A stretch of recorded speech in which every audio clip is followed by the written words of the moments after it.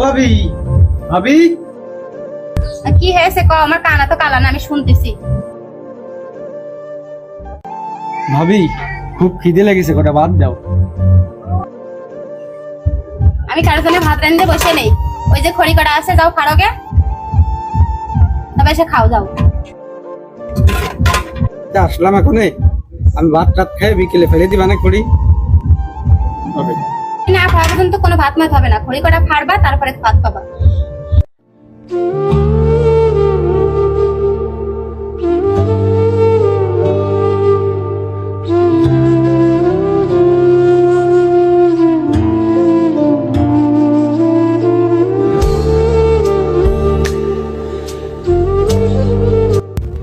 আহারে এই কষ্ট করে আসলাম, কাজের থেকে কষ্ট করে আসলাম, জানে ভাবি কষ্টে খড়ি পেড়ে তারপরে খাবা।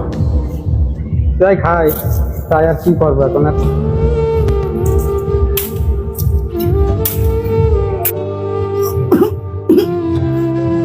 ভাবে ওর যে শ্যামলটার মা যদি বাইচে থাকতো তাহলে একটুখানি ওদের একটু খেয়াল খুশি রাখতে পারতো।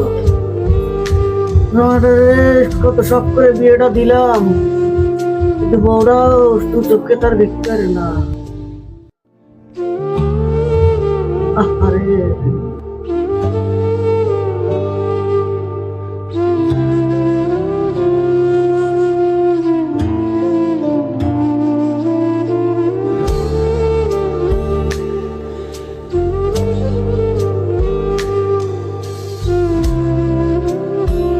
যত জ্বালা হয়েছে সব আমার ঘরে করে, একজন কাজ করবে আর 10 জন বসে বসে খাবে। আল্লাহ, এই অশান্তি কি কোনোদিন শেষ হবে না? বাড়ি থেকে বেরোনোর সময় অশান্তি পেলাম, আর এখনো এসে দেখতেছি অশান্তি। আল্লাহ তুমি মুক্তি করো। রাশেদ, তুই এখন কাজ করতেছিস তো ভাবি কই? এখন বেলা দুপুরে খাওয়া দাওয়া করেছিস কটা?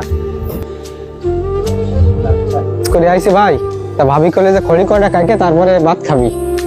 ভাবি কই? ভাবি তো রাঁধতেছে। এখন রান্না হয়নি? না এখনো রান্না হয়নি বলে একবার খড়ি কটা কাটি তারপরে ভাত খেতে বলে। এখন রান্না করতেছিস, রাশেদ এখন খেয়ে যাওনি? কাজ না করে তো কি আনতে আসে, আগে কাজ করে আসো তারপরে খাওয়া।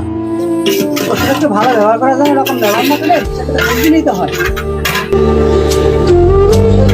তাই খেয়ে যাই, আমি সবাই দিনে রান্ধতে বরাবর।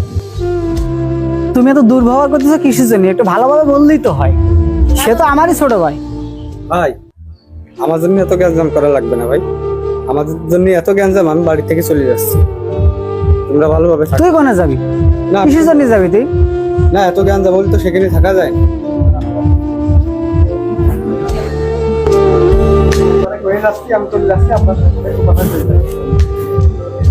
না তোমার তো এখন ভালো হয়েছে।